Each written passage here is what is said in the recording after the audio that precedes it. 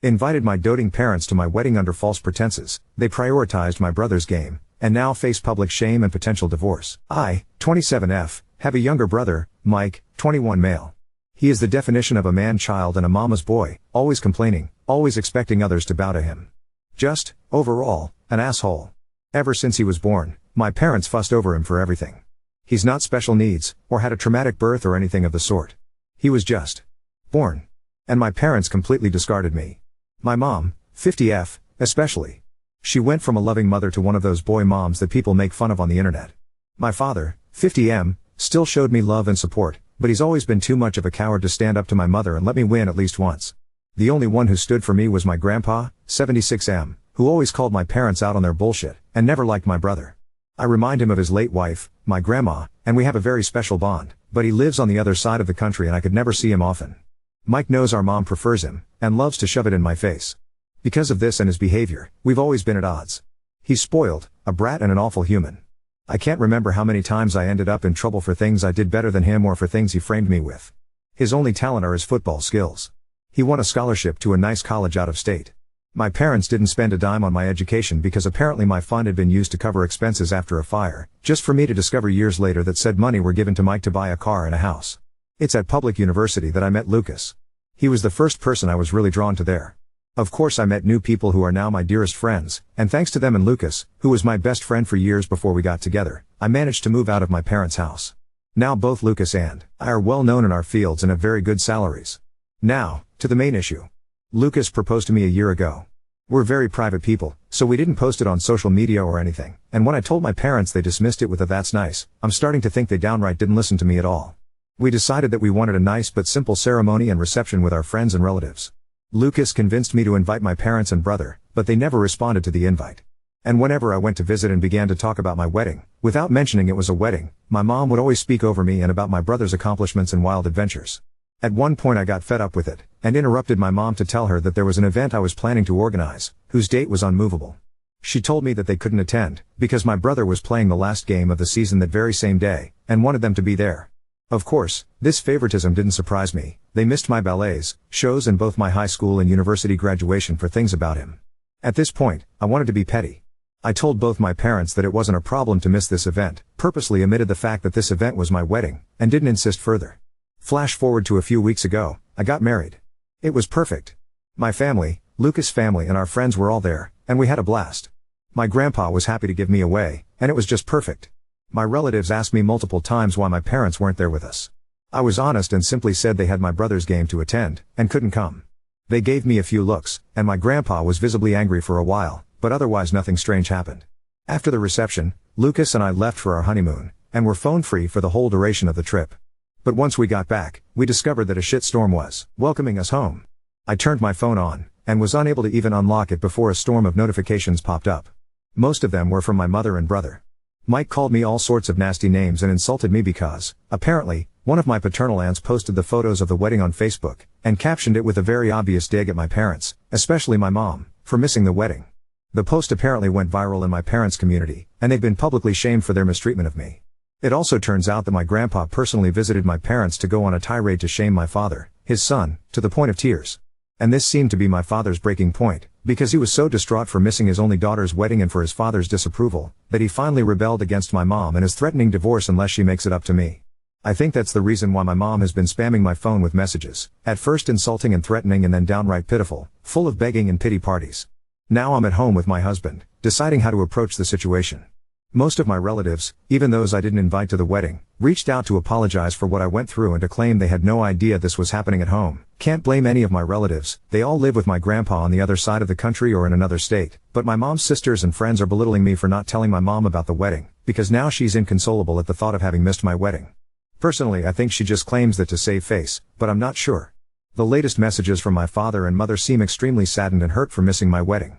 Now my family is divided on three fronts, the majority who is sticking by my side, my maternal aunts shaming me for hurting my mom's feelings, and my maternal grandparents who are adamant that I forgive my mom in light of her atonement. My best friends are telling me not to listen to them. So, Reddit, Ida? Edit, thank you so much for the feedback and love. It's overwhelming. I'm going to address the popular questions here. 1. I did inform my parents about my wedding.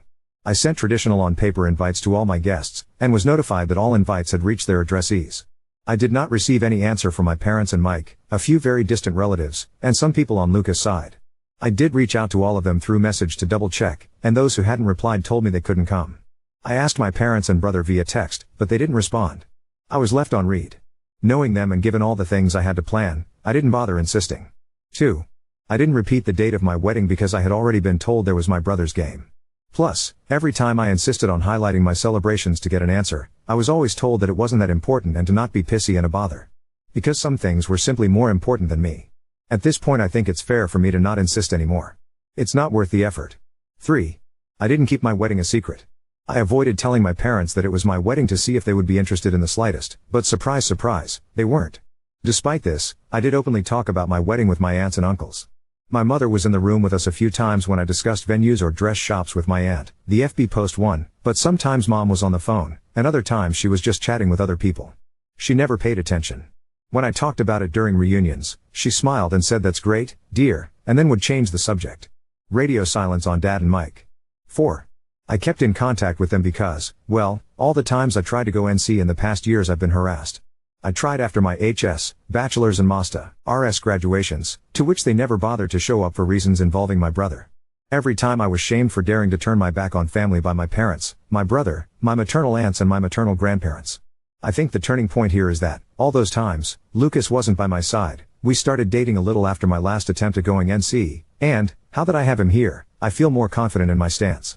But before that, I want this confident. As I already stated, all my paternal side lives on the other side of the country and wasn't aware of how they treated me. I did try to expose my parents once, at 14. My aunts, uncles and grandpa reprimanded them, they faked being sorry, and then once home I got the beating and gaslighting of my life for lying. After that, L kept in contact regularly with my paternal side, but omitting my parents' abuse out of fear, which TBH still haunts me to this day. Only grandpa knew, but he was always threatened to be alienated from me if he tried anything. 5. My parents and I are not from the same city. I live in a city an hour drive from my parents' small town, and they don't know my new address because once, my brother tried to break in my apartment to steal some cash and my mother backed him up, claiming that siblings share their goods. Now I moved, and I'll be sure not to tell them where I live. 6. My parents didn't buy my brother a car and a house before he even started high school. They bought him a car for his 16th birthday, and a house near his college when he began freshman year. They didn't spend the money of my fund right away, they just lied to me to use it later for my brother, keeping it stored for later in the meantime. Update 1. To those who believed my story was fake, I want to say that I'm happy your family life is better than mine, to the point of thinking of my reality as a fantasy, but I'd appreciate it if you stopped harassing me in DM, claiming that I'm writing a fake story for attention. If I've missed a few details in the OG post, it's because I was overwhelmed and crying my eyes out because of my family's harassment. You are not forced to read my story, or think it's true, but I think keeping the smallest amount of decency would be nice. Oh, and before diving in the update let me clarify a few things. 1. Yes, the invitation specifically stated it was a wedding. No excuses. 2. My maternal side of the family didn't come to the wedding. I'm sorry, I didn't make that clear in the OG post. Most of them were busy, and the others just gave me excuses to send a gift but not come. That's it. Don't ask me why they didn't discuss my wedding with my mom, it's not like I live in their brain. 3. My mother's atonement is the fact that she apologized via text. Now on to the update. Things have been a little crazy this past week. I got off of Reddit for a couple of days, to gather my thoughts. Then, I had a lengthy conversation with Lucas about how to proceed. He's been my rock, and I don't think I could ever love him more than I already do.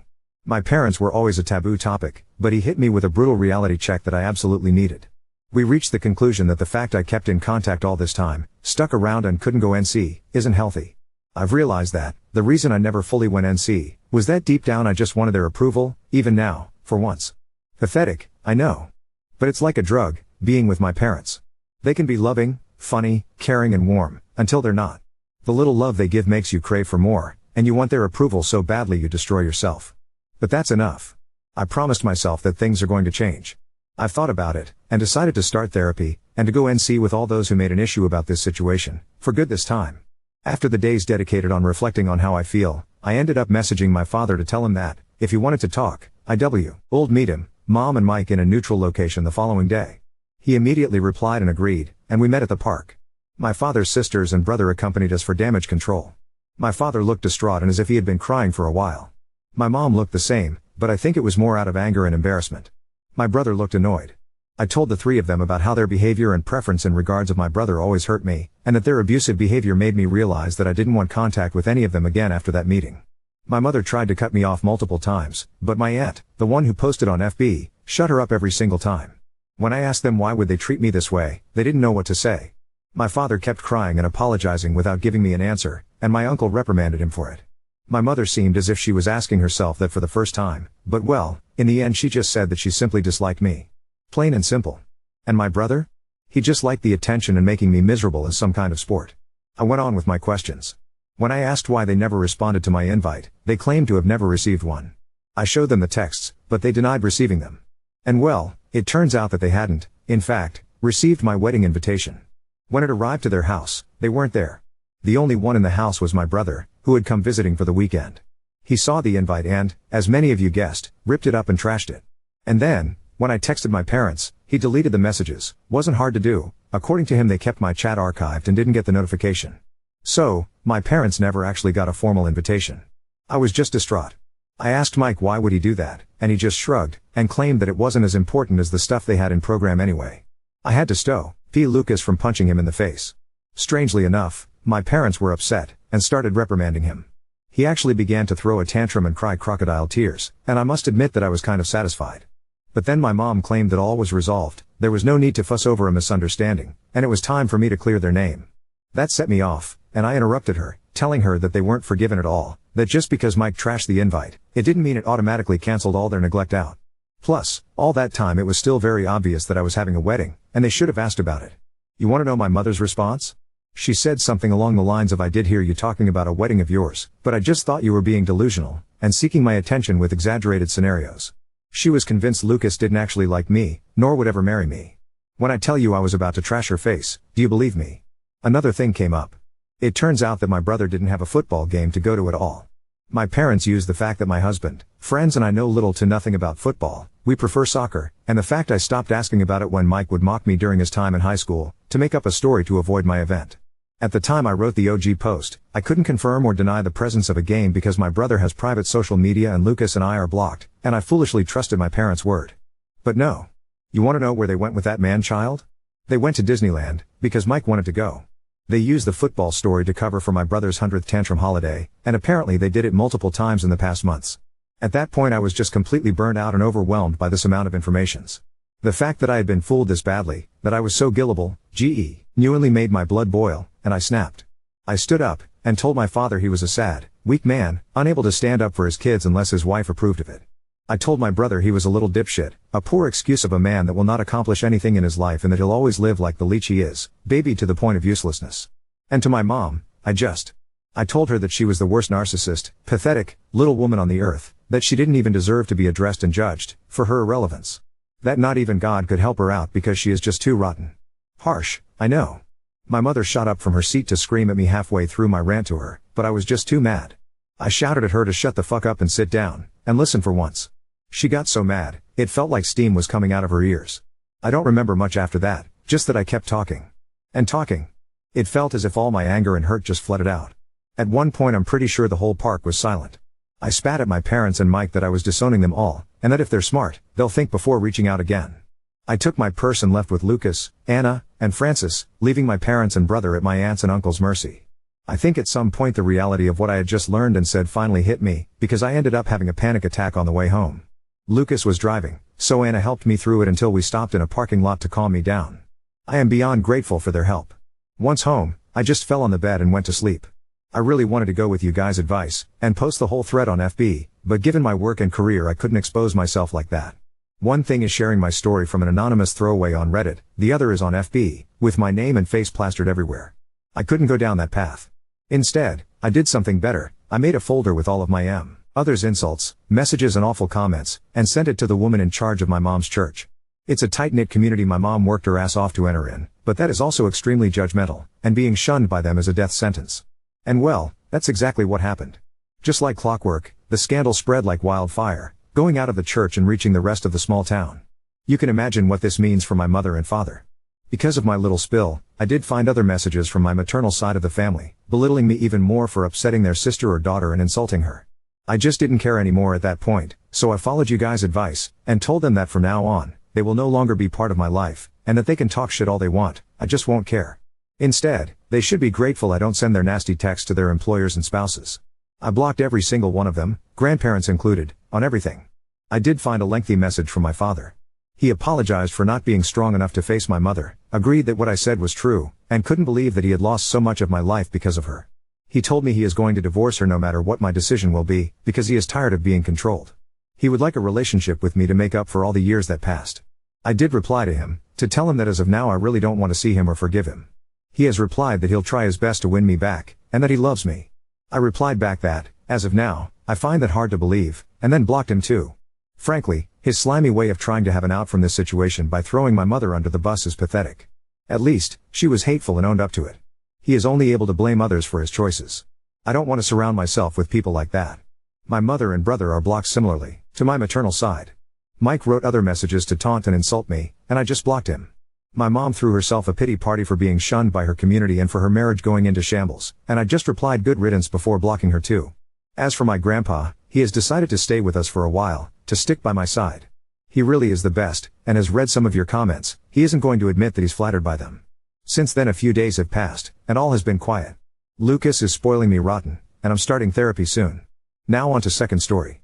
Discovered my boyfriend's female friend texts him heart emojis. He denies anything's happening, but I can't ignore the red flags anymore. I, 29F, have been with my BF, 30 male, for 3 years, and we share an apartment. He has a female friend Nell, 34F, and they were friends for years before I came along. I had no issue with their closeness. I have male friends and knew I'd be a hypocrite to leap to judgments, but at this point I feel I'm justified in thinking the way I do about her. The first time I met her, it was extremely obvious Nell didn't like me. She came into the bar all excited to see my BF, before noticing me. Her entire demeanor changed. She shook my hand and dug her nails into my skin, before ignoring me the rest of the night. She even seemed upset at one point that I took the seat beside my BF, and quietly left halfway through the evening without saying goodbye. So it's safe to say my first impression of her wasn't good, but I tried to reason with myself that not everyone gets along, and I don't need to be friends with my BF's friends. However, as time passed it became really clear Nell's attitude towards me wasn't improving. She had a way of openly mocking me in front of groups of people, making side comments or loudly joking about my voice or appearance. My BF would stand there and say nothing, and after the fact when I asked him about it, he'd say he hadn't noticed. She'd also make a show of hugging him hello and goodbye and not me. She would mix that kind of stuff in with smiles and basic politeness, so it was tough to articulate exactly what she'd done. I felt very much like I was back in high school. From that point on, I basically decided I didn't need to have someone like that in my life, so just stopped going to things she was at. I haven't seen her in about a year. My BF still sees her regularly and they text often. I'm now at the stage where I fully believe they've either dated in the past, or have something going on now. I've tried gently bringing this up, but he denies they ever dated and makes me feel like I'm being jealous and bitter by asking. I end up suppressing those feelings, before something brings them up again. I've reached the end of my tether with it. The final straw for me came the other day, when my BF left his phone open and I saw a text exchange between the two. Nell had sent him a heart emoji, and my BF had written something about how he was thinking of her. I know I should have said something then and there, but I felt numb and decided to go to bed. I'm trying to work out how to handle this. Is it possible nothing's going on here? It's something I've tried arguing in my head, but then something else pops up that makes me doubt it. Maybe friends do just send hearts, and I'm making this up because I don't care for Nell? I don't want that to be the case. I'm basically at a point where I feel he either has to tell me the truth and restrict contact with Nell, or else I don't feel like I can maintain the relationship. I feel constantly disrespected, and I want something to change but don't know how to go about it. Any advice would be so welcomed. Update 1. A few days ago, after a lot of tearful soul searching, I decided the best thing for me would be to walk away from the relationship. I sat my BF down and talked to him about it. I explained that I always felt like the third wheel in my own relationship, and that for my own happiness, I didn't want to be in a relationship that made me feel that way anymore. I gave examples to him that I did in my original post, such as his lack of boundaries with Nell, and his disinterest in standing up for me whenever she mocked me. I also said my trust in him had been eroded to the point where I felt unsure of what I really was to him. I told him I still cared about him and wanted him to be happy, but that I wanted to be happy too. My BF sat silently for a while, before asking, "So, you're jealous of Nell?" I felt like he'd barely processed anything I'd just said, and when I tried clarifying, he got defensive and told me he was allowed female friends. I could tell he wanted to turn it into an argument, and since my mind was already made up and I'd said what I wanted, I ended the conversation and he played a computer game and acted like I wasn't there as I packed my things and left. I've been staying with my best friend, who is amazing and always so supportive. We're actually looking into sharing a place officially. I burst into tears on her doorstep and we hugged it out, before having a movie night with a pizza and some wine. It felt really therapeutic, like a weight was lifted off my shoulders. My family have been amazing too, rallying round and taking me out for little meals and stuff. I even got 1 or 2 sweet messages from my BF's friends, saying they were sorry and that they fully understood my point of view, which is interesting. I imagined that would be the end of it, but the next morning I woke up to messages from a number I didn't know. It was Nell. I honestly didn't think she'd contact me, so to see walls and walls of text in my inbox was a shock. Let me run down some of the things she said. She repeatedly insisted that she never bullied me, and said she had no idea where that came from.